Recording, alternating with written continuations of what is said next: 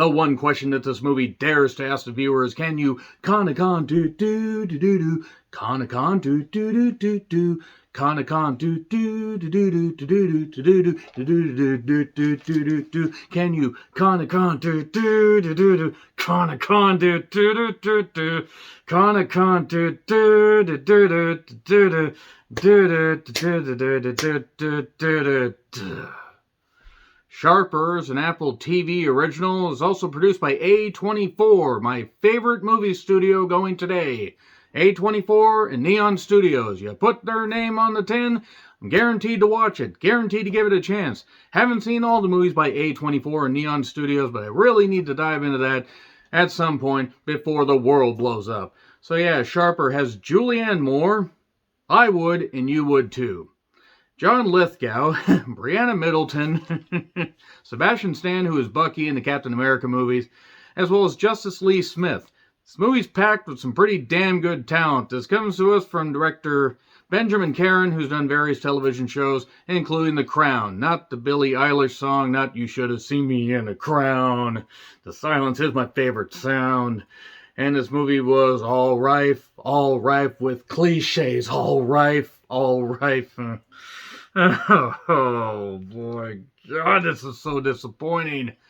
Am I tipping my hands to how I felt about this movie? Two people wrote this, and they both wrote various television shows, including that movie, The Sitter. Remember that comedy, The Sitter? That movie that really wasn't all that good? Yeah, they helped write this noir type thriller about conning a con. I already did the, musical intro right there. And yes, basically it's conning a con and all the con artist stuff in the world.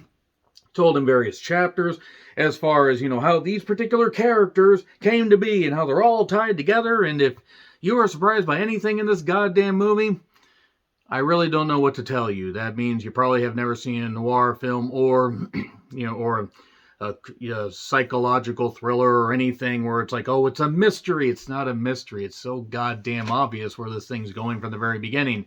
It tips its hand early and then tips right goddamn over and never gets up off of the barroom floor. In fact, I think that's where the screenplay was written, on a barroom floor. Soaked in beer, all kinds of alcohol and whiskey, and all kinds of drugs. I think a lot of drugs were taken, possibly Ambien, plus possibly various downers that possibly made the writers comatose, and they had to bring in a goddamn chimpanzee to write this. Look, I don't try to be too goddamn harsh when it comes to movies like this, or really any movies where effort has been put in.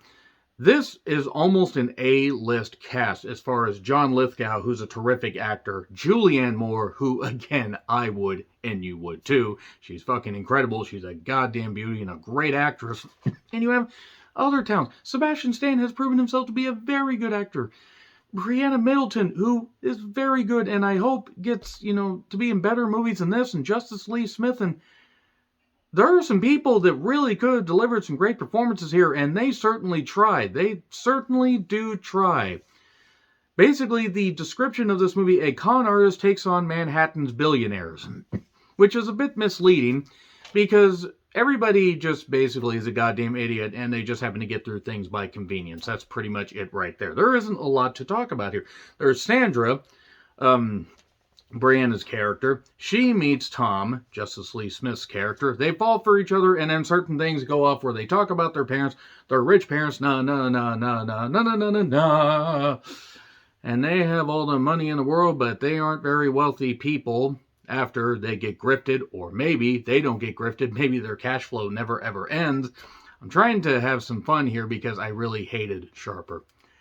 I hated this, and I don't like saying that about A24 movies, and I really didn't want to say that about this movie. It didn't exactly seem like my cup of tea, but I've seen some surprisingly decent noir mystery movies with some pretty good performances, and this was just egregiously bad. This was so painfully generic, and it almost seemed like sometimes, there were certain scenes that drug on so goddamn long. This movie could have been accomplished in 90 goddamn minutes. It was nearly 2 hours, and stretched.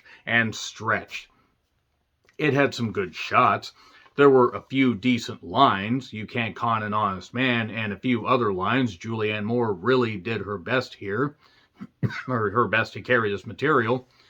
And everybody else did what they could, but it ultimately ended up just being a complete and utter goddamn failure. That's really all I have to say right there. That's really it without getting into spoilers. If you have an Apple TV subscription, I have a free trial going currently. I don't know if I'm going to renew it or continue to pay for it because I haven't seen that many movies on Apple TV because honestly, the interface kind of sucks and kind of really goddamn sucks.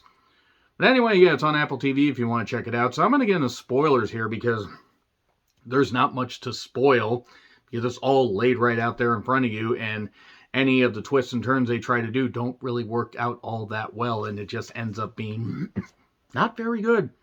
Not very good at all. In fact, I can't lie, I think I pretty much hated Sharper. 3, 2, 1, and spoilers. Okay, so Sandra meets Tom. Tom has a bookstore. Tom has a rich father who, by the way, is played by John Lithgow. They have an estranged relationship because he wanted to open a bookstore.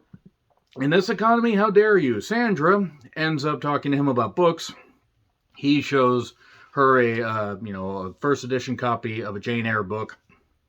And then it turns out that Sandra actually is working for Max. Sandra was a drug addict, a user, and ended up, basically getting rescued by Max while Sandra was talking to her very aggressive parole officer. Max, played by Sebastian Stan, is the son of Julianne Moore's Madeline. The son of Julianne Moore's Madeline, I really should have said right there.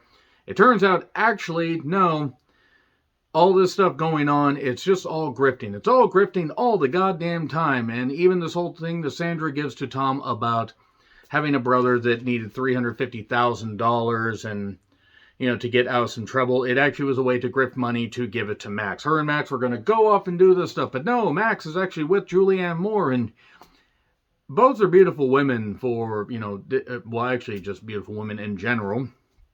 I can't blame him for wanting to play both sides and be with both of them.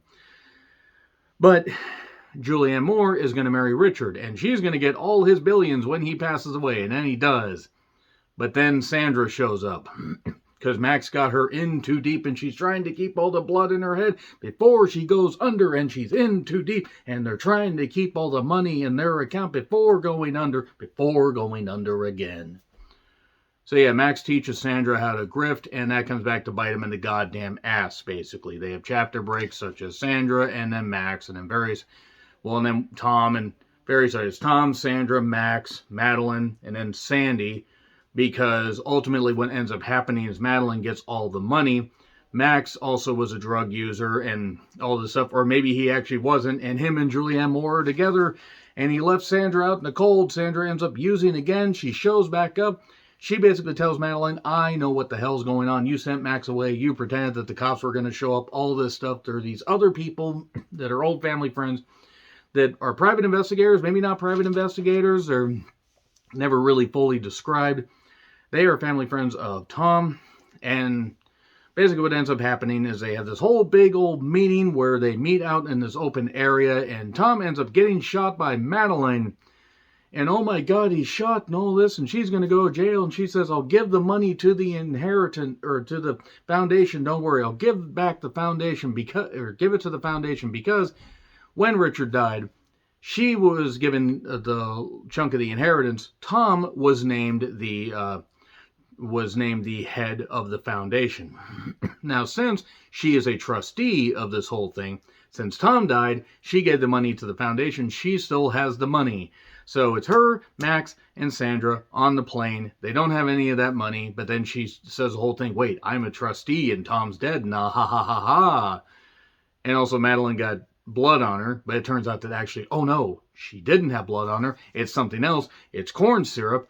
The same thing they use for pig's blood in Carrie, as Skeet Ulrich said in his very iconic role as Billy Loomis.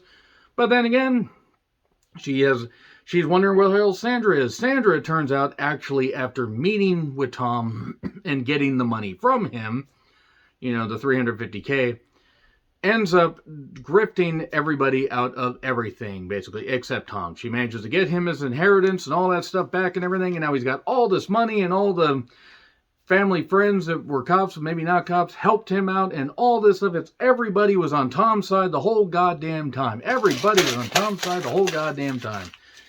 We basically just did this whole damn thing to just basically tell us what we already goddamn knew from the beginning. Fuck you, Sharper. How dare you, Benjamin Caron? How dare you?